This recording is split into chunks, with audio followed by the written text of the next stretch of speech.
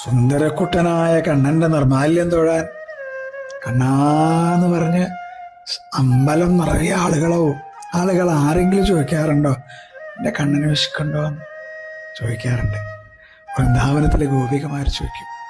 കണ്ണൻ്റെ ഇവിടുത്തെ അഭിഷേകം അങ്ങോട്ട് കഴിയുമ്പോഴേക്കും കുഞ്ഞു വയറങ്ങോട്ട് വിശക്കും, മുഖമൊക്കെ വാടും, കിങ്ങിണിയൊക്കെ അഴിഞ്ഞു പോവും.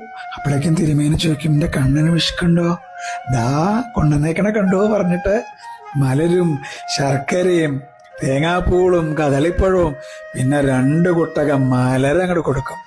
ഒരു സന്തോഷമുണ്ട് കണ്ണൻ്റെ മുഖത്ത്. എന്നിട്ടാണ് അലങ്കാരം, പൊന്നും കിങ്ങിണിയും പട്ടുകോണവും പൂവ്, ചെവിപ്പൂവ്, അല്ലേ?